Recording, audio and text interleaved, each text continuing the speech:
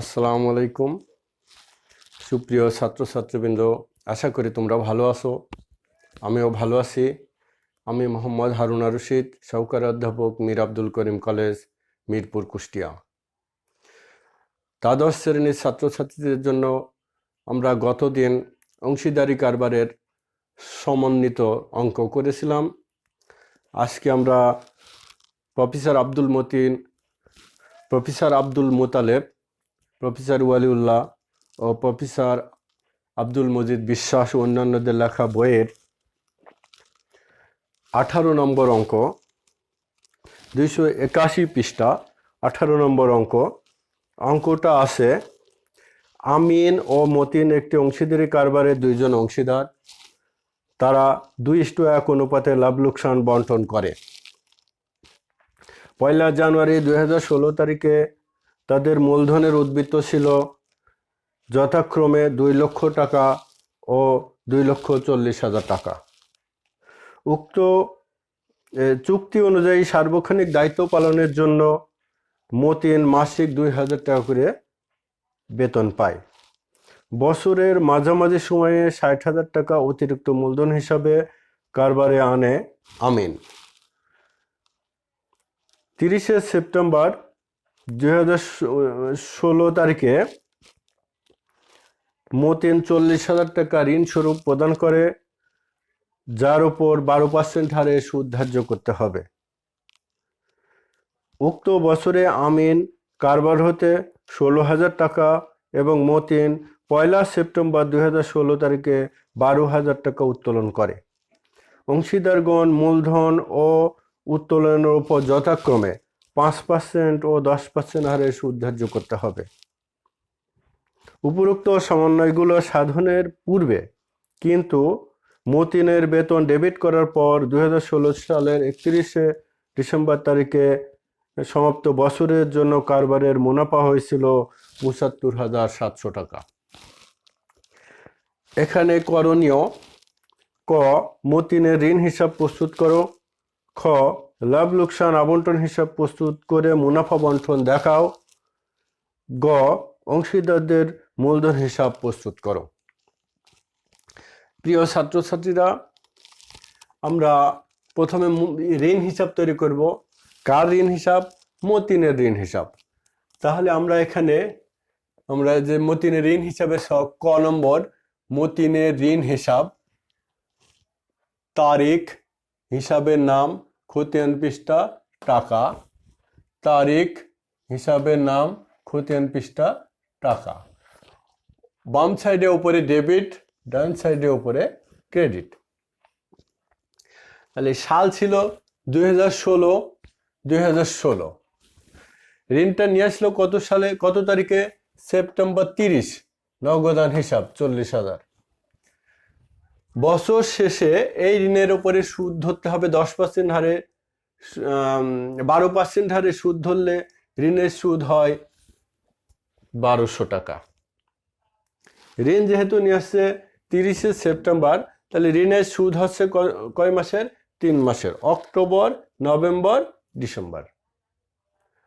আচ্ছা, 1,200, তাহলে এটা আমরা যোগ করলাম, তাহলে 41,200। এটা বামে নিয়ে আসলাম 31,200।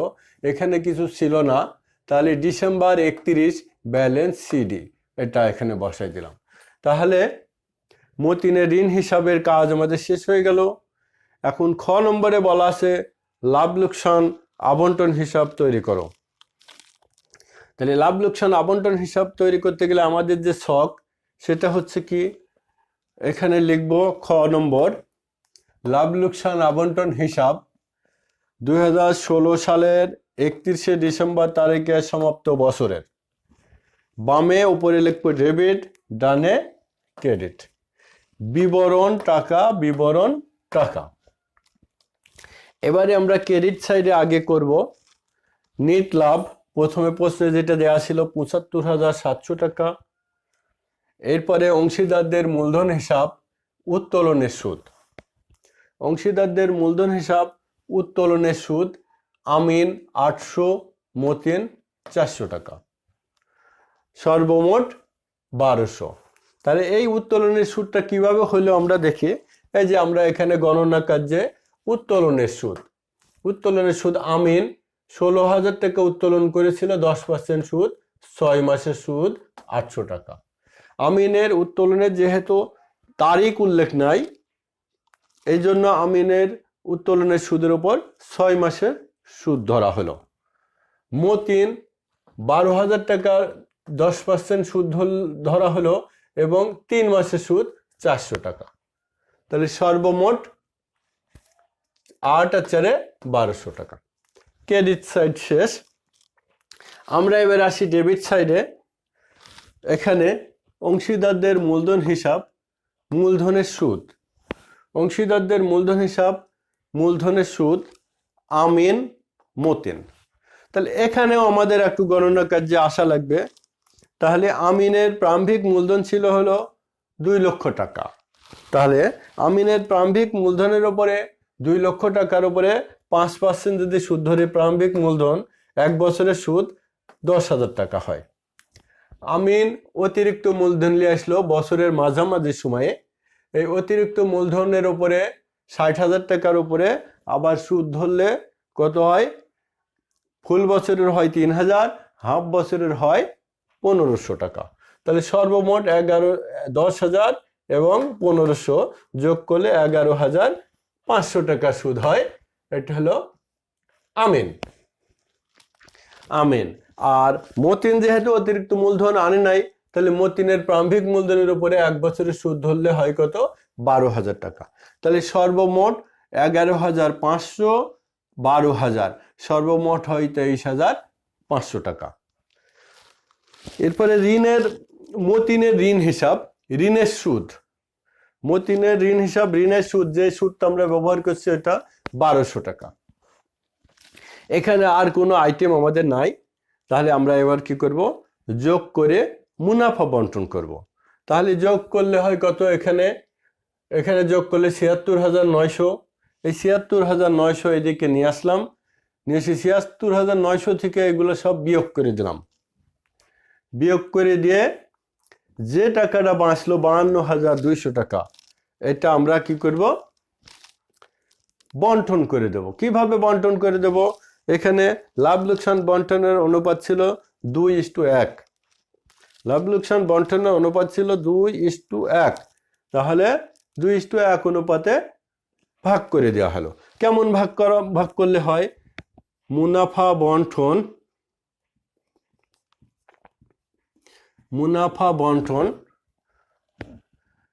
2:1। তাহলে আমিন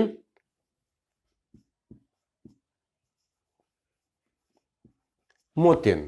আমিন হয় মোট টাকা বাঁচলো কত? 52,200 ভাগ 3 গুণ 2, তাহলে 34,800। আর মতিনের হয় 52,200 ভাগ 3 গুণ 1, 17,400 টাকা। তাহলে এইভাবে আমরা মুনাফা বন্টন দেখাইলাম। মুনাফা বন্টন হয়ে গেল। এখন আমাদের প্রশ্নে বলা আছে গ নম্বরে অংশীদারদের মূলধন হিসাব তৈরি করো। তাহলে আমরা এটা মুছবো।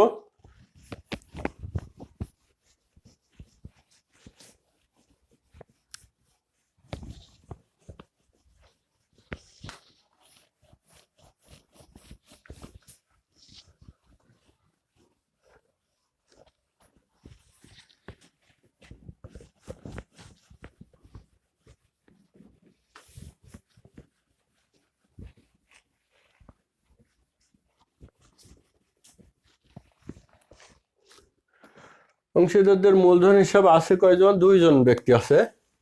তাহলে আমরা ছক কাটবো।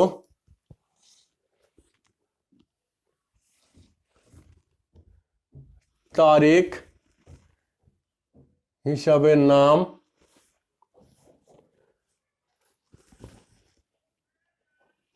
আমিন, মতিন। তারিখ, হিসাবের নাম, আমিন, মতিন। লিখলাম তারিখ এখানে, তারপর হিসাবের নাম, হিসাবের নাম আমিন, মতিন, তারিখ, হিসাবের নাম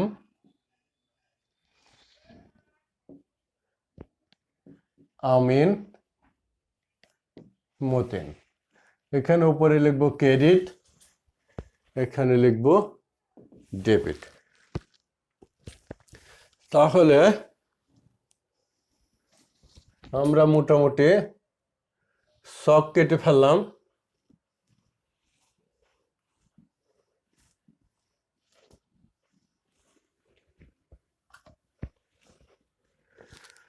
তাহলে অংশীদারদের মূলধন হিসাব উপরে লিখব আমরা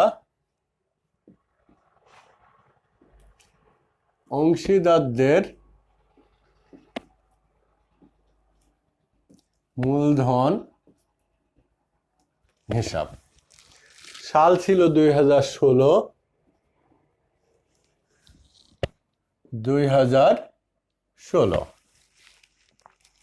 এখন আমাদের কাজ, ব্যবসা শুরু হয়েছিল 1 জানুয়ারি, তাহলে এখানে জানুয়ারি 1 ব্যালেন্স বিডি, ব্যালেন্স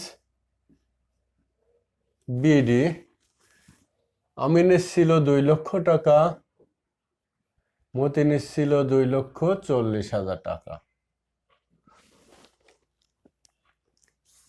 এরপরে জুলাই 1 নগদান হিসাব, অতিরিক্ত মূলধন আনলো আমিন 60,000 টাকা। এরপরে হবে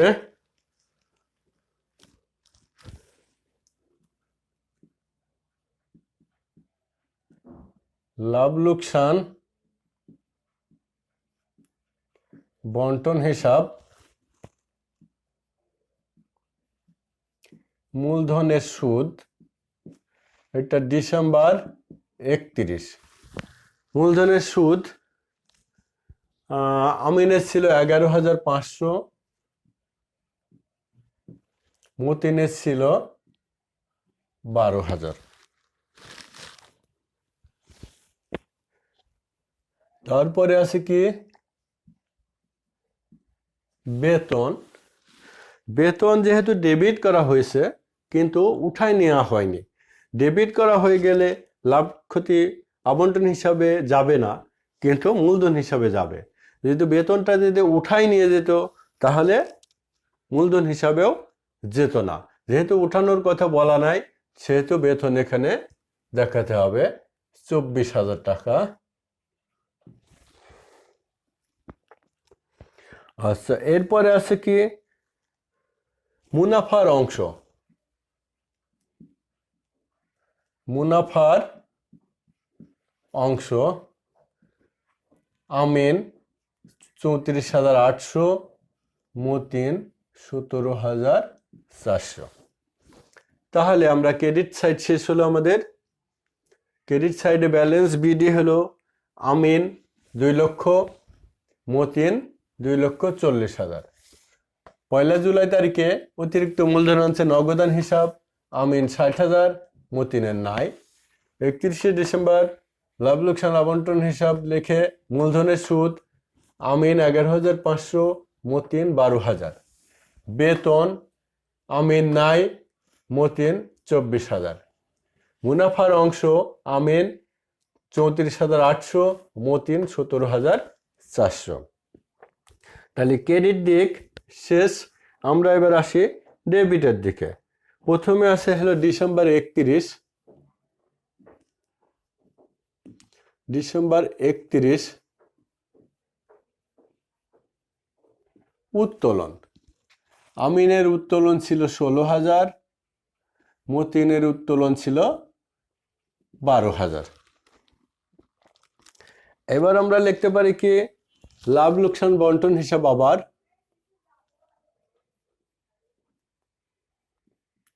লাভ লোকসান বন্টন হিসাব উত্তোলনের সুদ। উত্তোলনের সুদ ডিসেম্বর 31-এ উত্তোলনের সুদ ছিল আমিন 800 টাকা, মতিন 400 টাকা। আমাদের আর কোনো আইটেম নাই, আমরা এবার কি করব, যোগ করব। তাহলে আমরা দাগ দিলাম। ক্রেডিট দিকে যদি আগে যোগ করি তাহলে আমিনে যোগ করলে 2,60,000, তাহলে আমিনে যোগ করলে হয় 3,06,300। 3,06,300 এই টাকাটা আমরা এদিকে নিয়ে আসছি 3,06,300। এটা থেকে এগুলো বিয়োগ করব। তাহলে এখানে ব্যালেন্স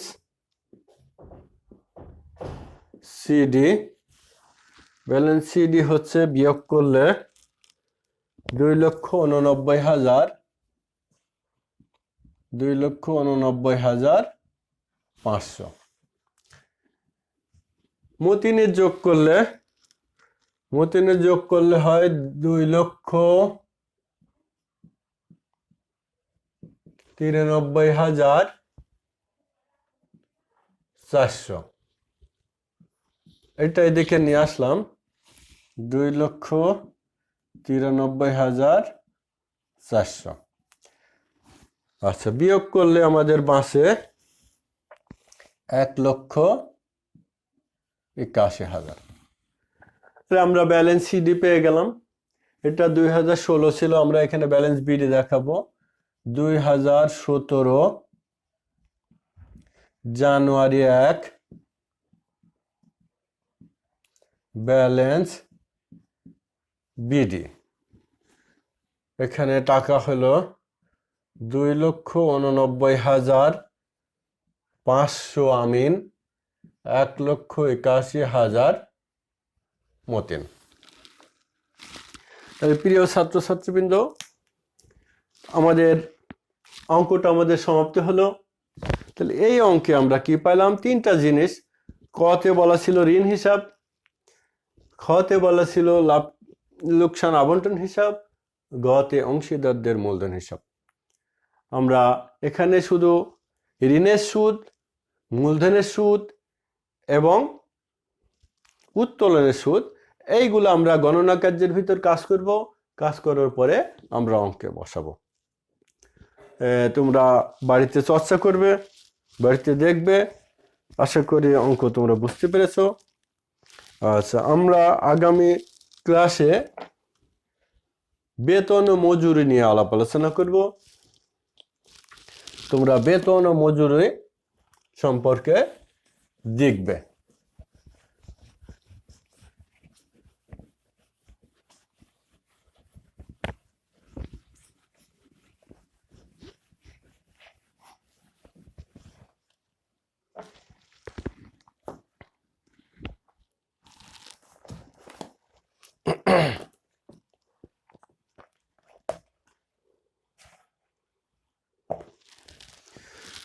তাহলে বেতন ও মজুরি যে জিনিসটা আমরা করব সেটা হলো বেতন ও মজুরি বা মজুরি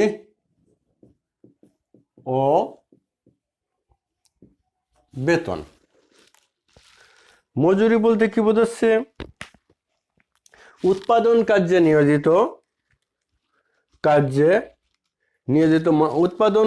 নিয়োজিত মানুষের শ্রমের যে মূল্য দেওয়া হয় সেটাই হলো মজুরি।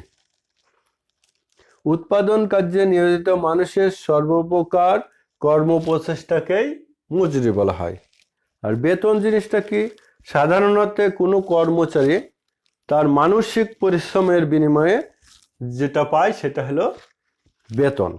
তো এই বেতন ও মজুরির সময় আমাদের কিছু জিনিস লক্ষ্য করতে হবে। বেতন ও মজুরি বা বেতনের উপাদানসমূহ, অর্থাৎ কোন কোন উপাদানের দ্বারা বেতন ও মজুরি, সেটা হলো 1 নম্বর মূল বেতন বা মজুরি, তারপরে আছে অতিরিক্ত সময় বা ওভারটাইম,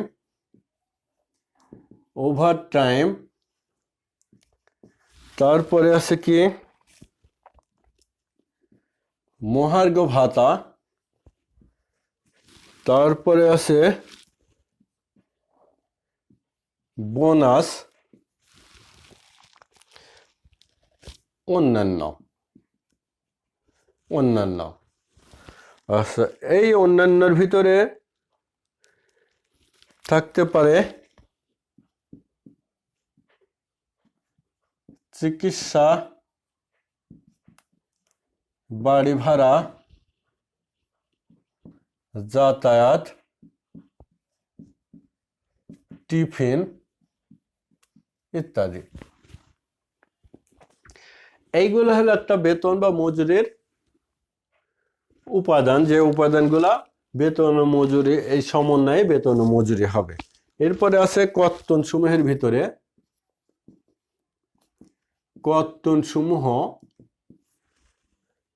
কর্তনসমূহের ভিতরে কি থাকতে পারে? প্রভিডেন্ট ফান্ডে কর্মীর দান,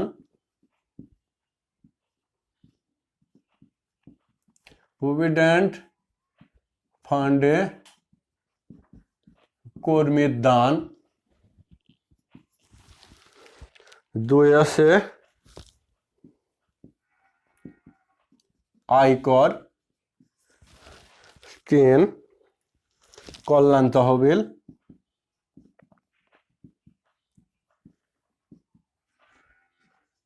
4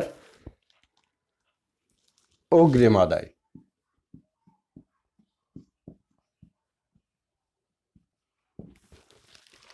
আচ্ছা, তাহলে আমাদের এটা গেল ক,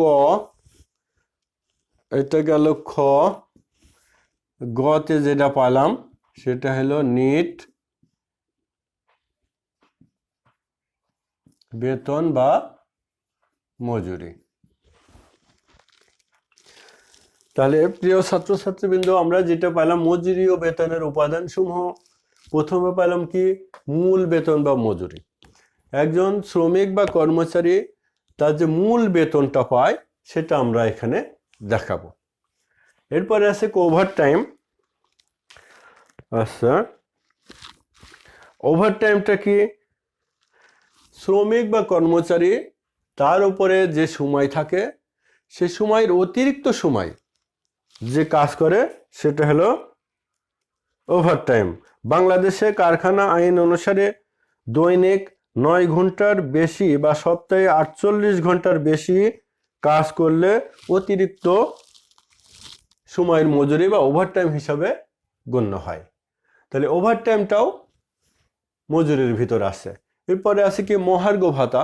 মহার্ঘ ভাতাটা জিনিসটা কি? যখন দ্রব্যমূল্যের ঊর্ধ্বগতি থাকে, জিনিসপত্র দাম বেড়ে যায়, একজন শ্রমিক বা কর্মচারী তার বেতনের টাকা দিয়ে সে চলতে হিমশিম খায়, সেই অবস্থায় সরকার বা নিয়োগকর্তা যদি সেই শ্রমিক বা কর্মচারীকে বেতনের সাথে একটা নির্দিষ্ট হারে ভাতা দেয়, সেটা হলো মহার্ঘ ভাতা। তো এটাও বেতন বা মজুরির উপাদান। এরপরে আছে কি বোনাস। বোনাসটা কি? বিভিন্ন অনুষ্ঠানে, ঈদ, পূজা, বিভিন্ন এরকম অনুষ্ঠানে যে বোনাস দেওয়া হয় সেটা হলো বোনাস। বোনাসটাও বেতন বা মজুরির উপাদান। অন্যান্যের ভিতরে আছে চিকিৎসা ভাতা, বাড়ি ভাড়া ভাতা, যাতায়াত ভাতা, টিফিন ভাতা ইত্যাদি, এইগুলো সবই অন্যান্যের ভিতরে পড়বে। তাহলে আমরা কতে পেলাম যে উপার্জন সমূহ, এগুলো উপার্জন সমূহের ভিতরে পেলাম এই 5 রকমের জিনিস। এবার হলো কর্তন সমূহ। কর্তন সমূহের ভিতরে একটা হলো প্রভিডেন্ট ফান্ডে কর্মীর দান। একজন কর্মী তার বেতনের একটা নির্দিষ্ট পরিমাণ হারে প্রভিডেন্ট ফান্ডে জমা রাখে, সেটা কর্তনের ভিতর যায়। এরপরে কি আয়কর। আয়কর যখন শ্রমিক প্রদান করে বা কর্মচারী প্রদান করে, তার আয়করও ওখানে কর্তনের ভিতরে আসে। কল্যাণ তহবিল, শ্রমিক বা কর্মচারীরা তাদের কল্যাণের জন্য যে টাকাটা জমা রাখে বেতনের থেকে, সেটা কল্যাণ তহবিল এখানে কাটা হয়। আচ্ছা, এরপরে অগ্রিম। শ্রমিক ও কর্মচারীরা যখন তারা তার নিয়োগকর্তা বা প্রতিষ্ঠান থেকে যদি অগ্রিম গ্রহণ করে থাকে, সেই অগ্রিমটা একটা নির্দিষ্ট হারে প্রত্যেক মাসে কর্তন করা হয়, সেই কর্তনটাও কর্তনের ভিতরে আসে। এই গেল মোট কর্তন। এখন মোট অর্জন থেকে মোট কর্তন বাদ দিলে যেটা থাকে সেটাই নিট মজুরি বা বেতন। তাই প্রিয় ছাত্রছাত্রীরা, আমরা কিন্তু বেতন ও মজুরির অঙ্ক যখন করব তখন কিন্তু পুরো এটার উপরেই নির্ভর করবে। মোট উপার্জন থেকে মোট কর্তন বাদ দিয়ে যেটা পাবো সেটাই আমাদের কি নিট মজুরি বা বেতন। তাই আগামী ক্লাসে আমরা আশা করি বেতন ও মজুরির অঙ্ক নিয়ে আলোচনা করব। তোমরা এখানে যে বেতন ও মজুরির উপাদান আমি দেখালাম, সেই বেতন ও মজুরির উপাদানটা তোমরা ভালোভাবে দেখবে। আশা করি তাহলে অঙ্ক সহজেই বুঝতে পারবে। প্রিয় ছাত্রছাত্রী, তোমরা সুস্থ থাকো, ভালো থাকো, নিরাপদে থাকো, এই আশা ব্যক্ত করে আমি আমার ক্লাস শেষ করছি। খুদা হাফেজ।